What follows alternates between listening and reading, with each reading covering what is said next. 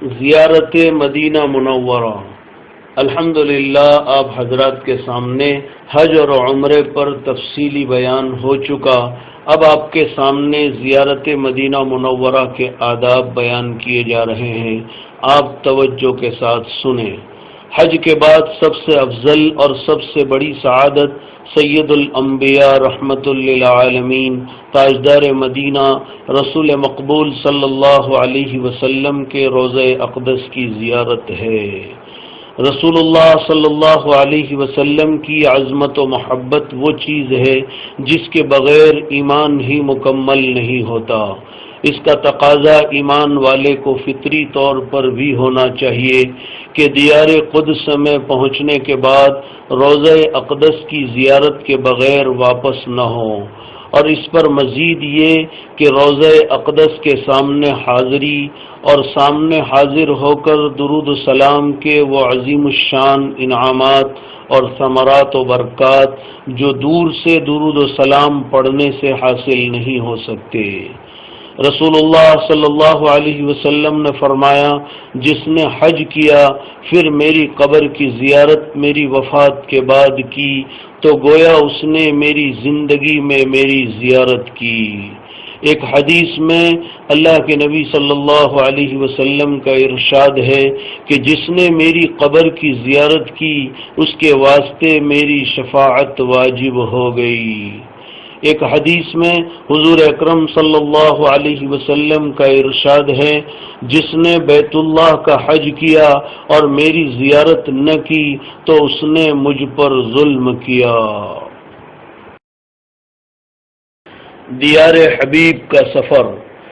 جب مدینہ طیبہ کی طرف چلیں تو راستے میں کثرت سے درود شریف پڑھتے رہیں اور محبت نبوی کو بیدار کرنے کے لیے اگر آپ کو ذوق ہو تو نعتیہ اشعار بھی خوب پڑھیں۔ یہ سفر آپ کا بس سے ہوگا۔ بسیں اور گاڑیاں چند گھنٹوں میں آپ کو مدینہ منورہ پہنچا دے گی۔ آپ کو راستے میں کہیں غسل کرنے یا لباس بدلنے کا موقع نہیں ملے گا، اس لیے مناسب ہے کہ آپ مدینہ منورہ کی روانگی سے پہلے غسل کر لیں اور مدینہ طیبہ کی حاضری کی نیت سے اچھے کپڑے بدل لیں، خوشبو لگائیں، راستے میں خوب ذوق و شوق کے ساتھ درود و سلام پڑھتے رہیں۔ حرمین شریفین کے قیام میں خاص کر مدینہ منورہ میں 5 چیزوں کا خوب اہتمام کریں تاکہ یہ چیزیں ہمیشہ کے لیے عادت بن جائیں۔ گناہوں سے بچنا، درود شریف کی کثرت، اتباع سنت، قرآن کی تلاوت، دین کی دعوت۔ مدینہ طیبہ میں داخلہ۔ جب مدینہ طیبہ کی عمارتیں اور درخت نظر آنے لگیں تو ذوق و شوق کو بیدار کر کے خوب درود شریف پڑھیں، خشوع خضوع اور تواضع کی کیفیت پیدا کریں۔ جب مدینہ منورہ سے قریب ہونے لگے تو اللہ تعالی سے دعا کریں کہ اے اللہ، یہ تیرے حبیب کا شہر ہے اور تیرے حبیب نے تیرے حکم سے اس کو حرم قرار دیا ہے، اس میں میرے داخلے اور میری حاضری کو ہر قسم کے عذاب سے امان کا ذریعہ بنا۔ اور مدینے میں داخلے کے وقت اللہ کی طرف متوجہ ہو کر خشوع خضوع کے ساتھ یہ دعا پڑھیں، بسم اللہ ما شاء اللہ لا حول ولا قوت الا باللہ رب ادخلنی مدخل صدق واخرجنی مخرج صدق واجعلنی من لدنک سلطانا نصیرا۔ اے پروردگار، مجھے صحیح طور پر داخل کیجئے اور مجھے صحیح طور پر نکالیے اور اپنی طرف سے میرے لیے مددگار بنا دیجئے۔ پھر چلتے چلتے دعا کریں، اے اللہ، جس کرم سے تو نے مجھے یہ دن دکھایا ہے کہ میں تیرے حبیب کے محبوب شہر میں داخل ہو رہا ہوں، اسی کرم سے تو مجھے یہاں کی خاص برکتیں عطا فرما اور ان تمام باتوں سے میری حفاظت فرما جو ان برکتوں سے محرومی کا ذریعہ ہو۔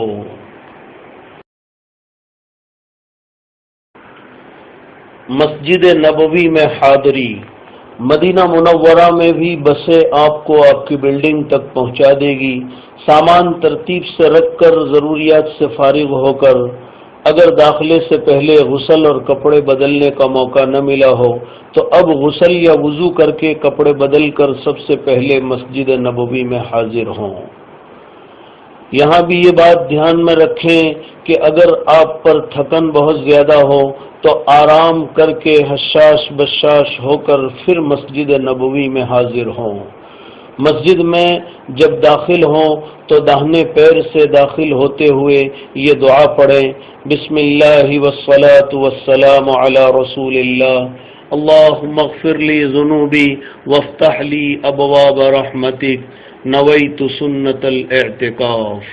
سب سے پہلے مسجد کے اس حصے میں جائیں جو روضہ اقدس اور منبر شریف کے درمیان ہے، جس کے متعلق خود حضور اکرم صلی اللہ علیہ وسلم نے روضۃ من ریاض الجنہ فرمایا ہے، یعنی یہ جنت کی کیاریوں میں سے ایک کیاری ہے۔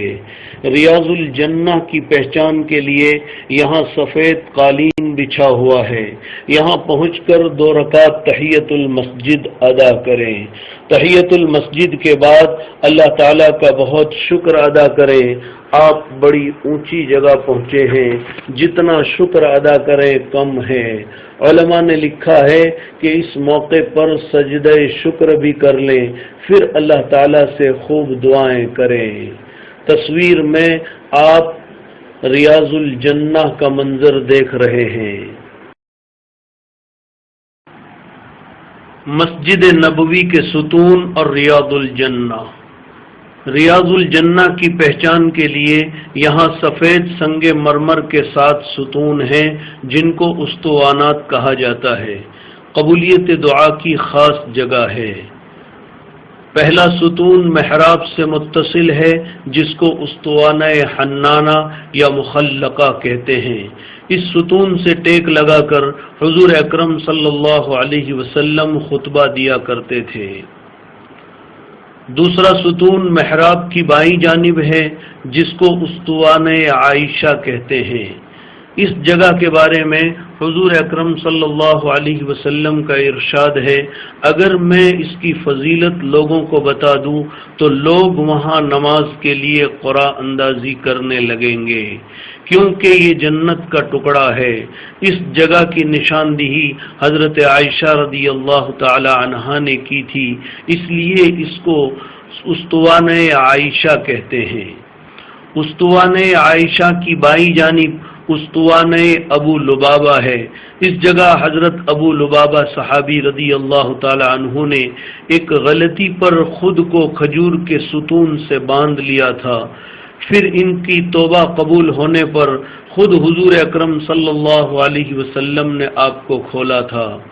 روضہ اقدس کی جالی میں 3 ستون ہیں، آدھے جالی کے باہر ریاض الجنہ اور آدھے جالی کے اندر کے حصے میں ہیں۔ ان تمام ستونوں پر نام لکھا ہوا ہے۔ پہلا اسطوانہ سریر ہے، یہاں آپ صلی اللہ علیہ وسلم اعتکاف کی حالت میں چٹائی پر اعتکاف فرماتے تھے۔ اس کے قریب دوسرا اسطوانہ حرس ہے، یہاں صحابہ کرام رضی اللہ تعالی عنہم شروع میں رات کو آپ صلی اللہ علیہ وسلم کے حجرہ مقدسہ کی نگرانی کرتے تھے۔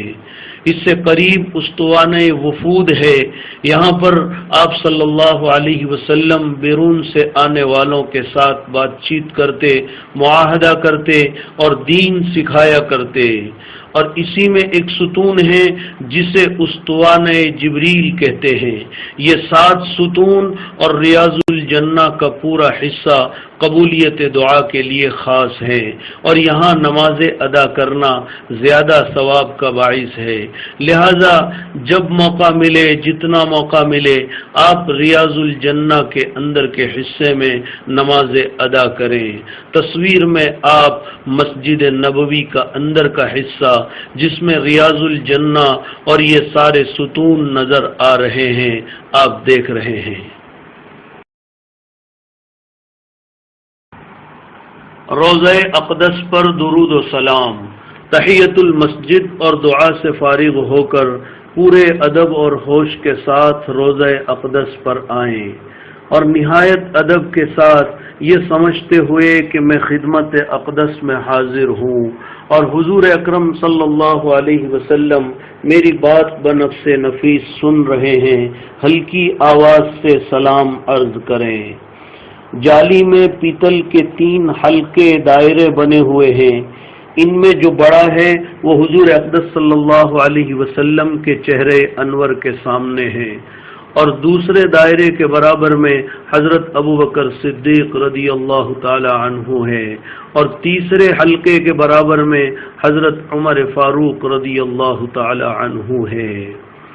ان 3 دائروں اور حلقوں کے سامنے کھڑے ہو کر سلام پیش کرنا ہے، تینوں الگ الگ دروازوں کے سامنے کھڑے ہو کر نہیں، بلکہ ان حلقوں اور دائروں کے سامنے۔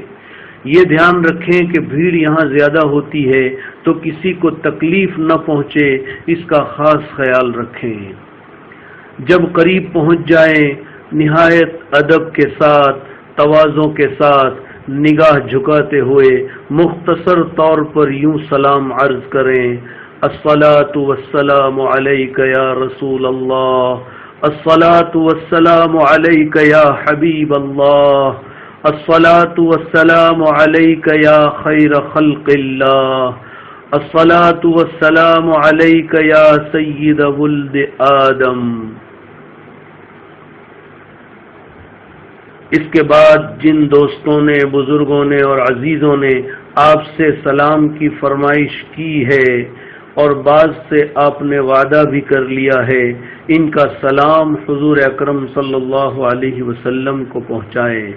نام یاد ہو تو نام لے کر یا سب کی طرف سے اس طرح کہیں کہ یا رسول اللہ، آپ پر ایمان رکھنے والے اور آپ کا نام لینے والے چند بزرگوں اور عزیزوں نے سلام عرض کیا ہے، آپ ان کا سلام قبول فرمائیں اور ان کے لیے بھی اپنے رب سے مغفرت مانگے، وہ بھی آپ کی شفاعت کے طلبگار اور امیدوار ہے۔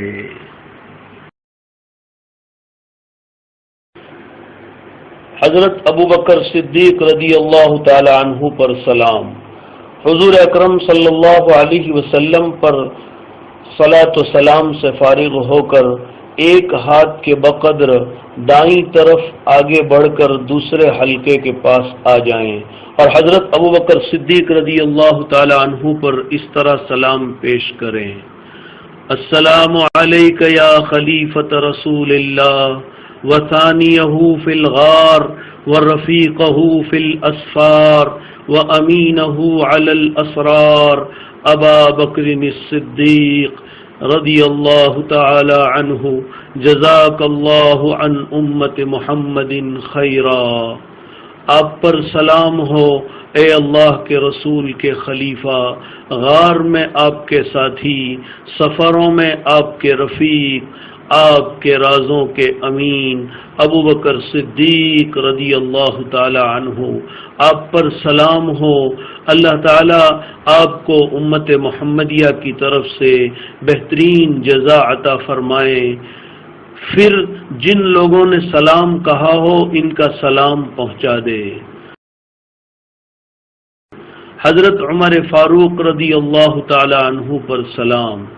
حضرت ابو بکر صدیق رضی اللہ تعالی عنہ پر سلام سے فارغ ہو کر ایک ہاتھ دائیں طرف آگے بڑھ کر تیسرے حلقے کے پاس آ جائیں اور حضرت عمر رضی اللہ تعالی عنہ کو ان الفاظ میں سلام عرض کریں: السلام علیک یا امیر المؤمنین عمر الفاروق الذي اعز الله به الاسلام امام المسلمین مرضیا حیا میتا جزاک اللہ عن امت محمد خیرا۔ اے امیر المؤمنین عمر فاروق، آپ پر سلام ہو جن کے ذریعے اللہ نے اسلام کو غلبہ عطا فرمایا۔ اے مسلمانوں کے امام، زندگی اور موت میں اللہ کے نزدیک پسندیدہ، اللہ تعالیٰ آپ کو امت محمدیہ کی طرف سے بہترین جزا عطا فرمائے۔ سلام پیش کرنے کے بعد جن لوگوں نے آپ کو سلام کہا ہو ان کا سلام پہنچا دے، اس کے بعد ریاض الجنہ میں جا کر 2 رکعت نماز پڑھ کر خوب دعا مانگے، مدینہ منورہ کے قیام کو خوب غنیمت سمجھے، جہاں تک ہو سکے زیادہ وقت مسجد نبوی میں گزاریں اور درود شریف جتنا کثرت سے پڑھ سکتے ہیں پڑھتے رہیں، وقت بالکل ضائع نہ ہو اس کا خیال رکھیں۔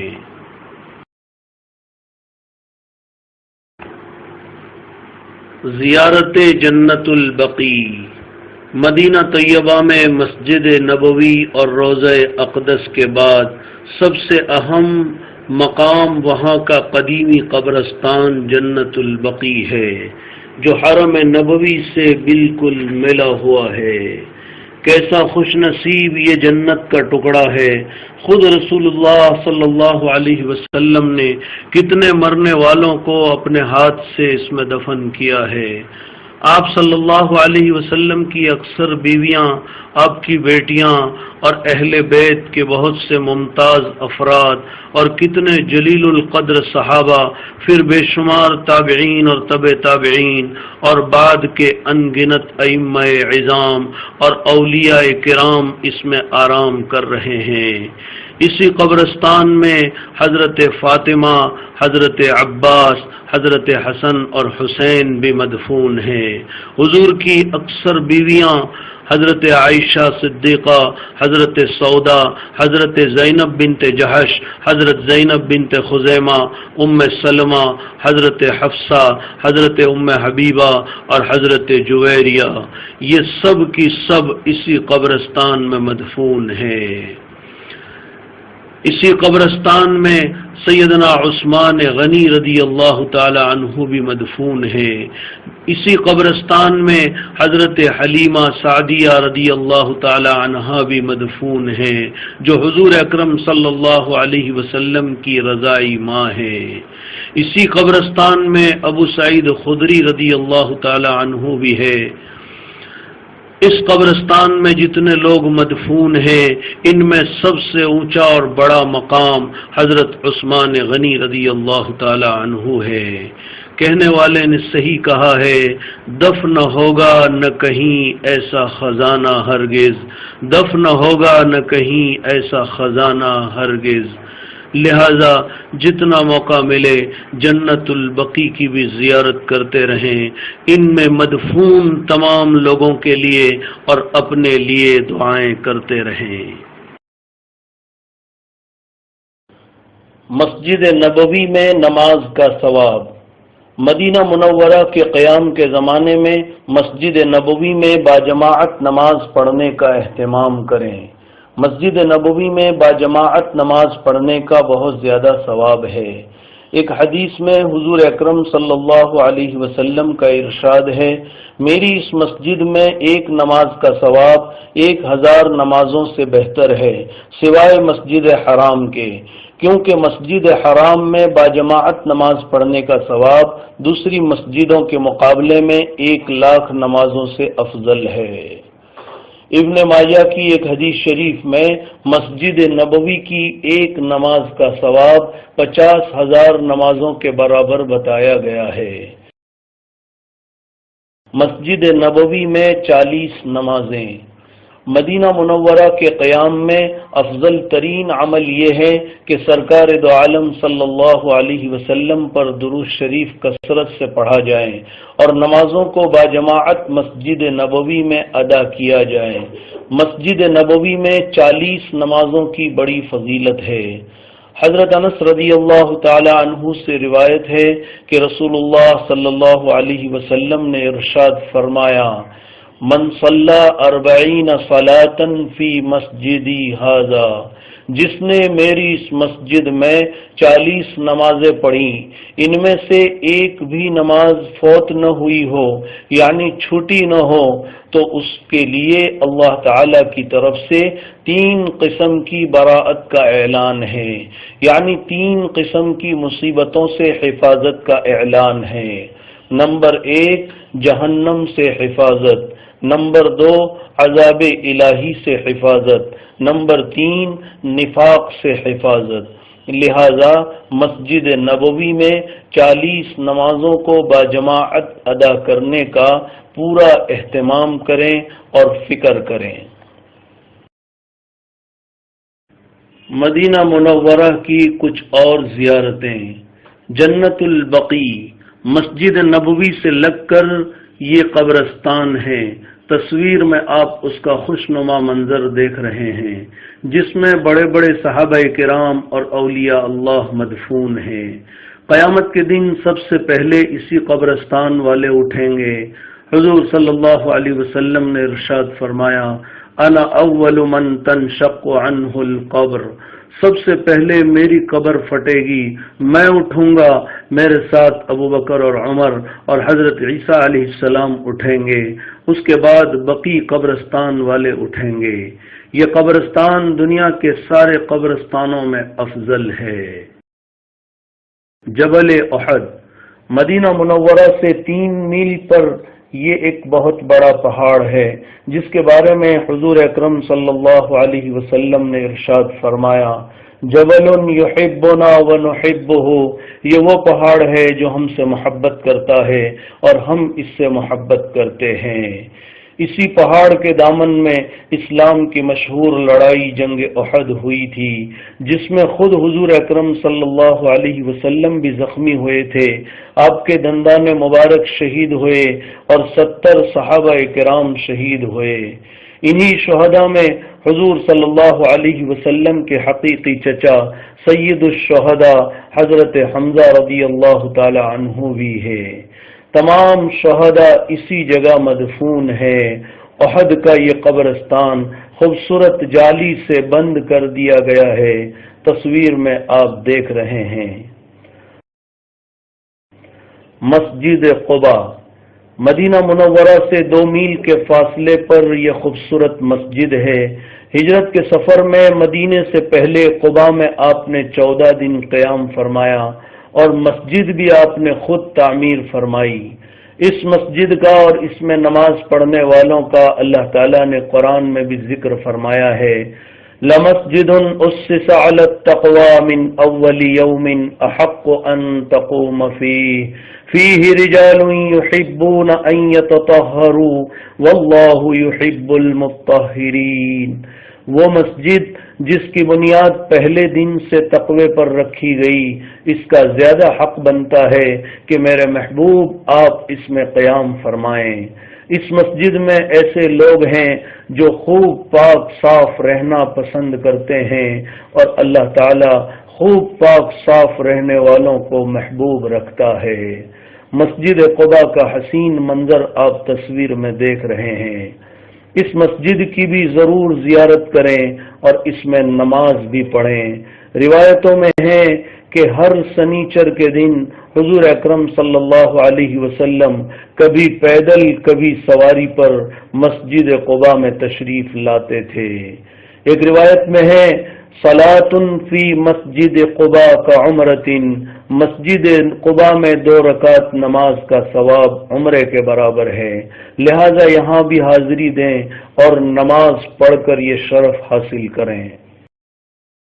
مسجد جمعہ ہجرت کے سفر میں قباء سے جب آپ مدینے کے لیے روانہ ہوئے تو جمعہ کا دن تھا، راستے میں بنو سالم کا محلہ پڑتا تھا، وہاں رک کر آپ نے جمعہ ادا کیا۔ یہ اسلام کا پہلا جمعہ تھا۔ اس جگہ اب خوبصورت مسجد بنی ہوئی ہے جس کو تصویر میں آپ دیکھ رہے ہیں۔ مسجد قبلتین وادی عقیق کے قریب ایک ٹیلے پر یہ مسجد ہے، اس میں 2 محرابیں بنی ہوئی ہے، ایک بیت المقدس کی طرف اور ایک کعبۃ اللہ کی طرف۔ ہجرت کے بعد مدینہ منورہ میں رسول اللہ صلی اللہ علیہ وسلم اور صحابہ کرام نے 17 مہینے تک بیت المقدس کی طرف رخ کر کے نماز پڑھی، مگر آپ کا قلبی رجحان بیت اللہ کی طرف رخ کرنا تھا، اس لیے بار بار آپ کی نگاہیں آسمان کی طرف اٹھتی تھی۔ اللہ تعالیٰ نے فرمایا، میرے محبوب، قد نرى تقلب وجهك في السماء فلنولينك قبلة ترضاها، میرے محبوب، آپ کے چہرے کے بار بار آسمان کی طرف اٹھنے کو ہم دیکھ رہے ہیں۔ ہم عنقریب آپ کا رخ اس قبلے کی طرف کر دیں گے جس کی آپ کو دلی آرزو ہے۔ پھر ایک مرتبہ عین نماز میں حکم آ گیا، فَوَلِّ وَجْهَكَ شَطْرَ الْمَسْجِدِ الْحَرَامِ، میرے محبوب اپنا چہرہ مسجد حرام کی طرف پھیر دیجئے۔ تو آپ نماز میں ہی بیت اللہ کی طرف گھوم گئے، اس لیے اس میں 2 محرابیں بنی ہوئی ہے۔ یہ ہے مسجد قبلتین جس کا حسین منظر آپ تصویر میں دیکھ رہے ہیں۔ مسجد اجابہ جنت البقیع سے شمال کی جانب ہے۔ یہ مسجد آبادی کے درمیان واقع ہے۔ اس کو مسجد بنو معاویہ بھی کہا جاتا ہے کیونکہ کبھی یہاں بنو معاویہ رہا کرتے تھے۔ ایک دن رسول اللہ صلی اللہ علیہ وسلم نے اس میں نماز پڑھی اور دیر تک دعا کی۔ اس کے بعد فرمایا، میں نے اپنے رب سے 3 دعائیں کی، ایک یہ کہ میری امت قحط سالی سے ہلاک نہ ہو، دوسری یہ کہ میری امت اجتماعی طور پر غرق نہ ہو، یہ 2 دعائیں قبول ہوئی، تیسری یہ کہ ان کے آپس میں اختلافات اور لڑائی جھگڑے نہ ہوں، یہ دعا قبول نہیں ہوئی۔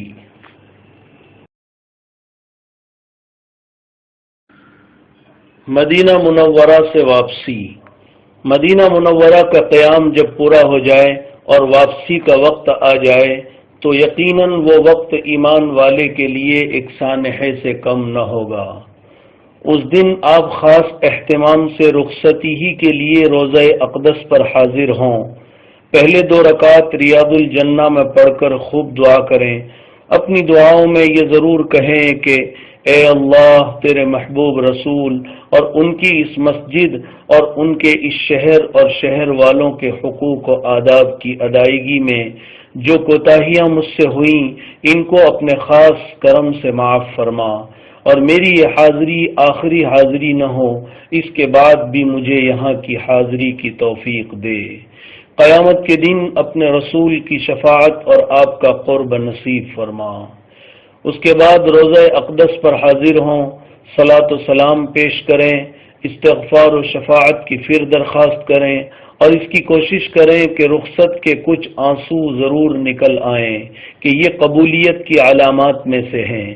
پھر رونا نہ آئے تو رونے والوں کی سی صورت بنائیں اور چلتے وقت ہو سکے تو کچھ صدقہ کریں اور واپسی میں سفر کے آداب کی رعایت کے ساتھ واپس ہوں۔ اٹھ کے ثاقب گو چلا آیا ہوں اس کی بزم سے، اٹھ کے ثاقب گو چلا آیا ہوں اس کی بزم سے، دل کی تسکین کا مگر ساما اسی محفل میں ہے۔ حجاج کرام سے آخری گزارش۔ اب الحمدللہ حج، عمرہ اور زیارت مدینہ منورہ پر تفصیلی بیان پورا ہوا۔ آپ حضرات اپنے ساتھ سفر میں معتبر علماء کرام کی کچھ کتابیں بھی ضرور رکھیں تاکہ دوران سفر آپ استفادہ کر سکیں، فائدہ اٹھا سکیں۔ دوران سفر اگر کوئی مسئلہ حج، عمرہ یا زیارت میں پیش آ جائے تو علماء کرام سے ضرور پوچھیں۔ اگر وہاں کوئی نہ ملے تو اپنے یہاں کے 1-2 علماء کرام کے نمبرات بھی ضرور اپنے پاس رکھیں تاکہ ضرورت کے وقت رجوع کر سکیں۔ اس کے علاوہ اس سفر میں دین کی بنیادی اور ضروری باتیں سیکھنے کا بھی خاص اہتمام کریں۔ آپ کو ماشاءاللہ کافی وقت ملے گا جس میں آپ بہت کچھ سیکھ سکتے ہیں۔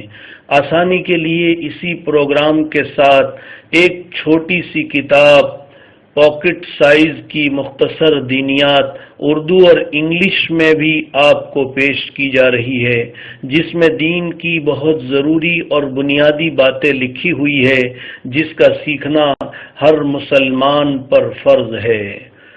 اس سفر میں اپنی زندگی کو بدلنے کا پکا عزم بھی کر لیں اور اللہ تعالیٰ سے اس کی دعا بھی کریں۔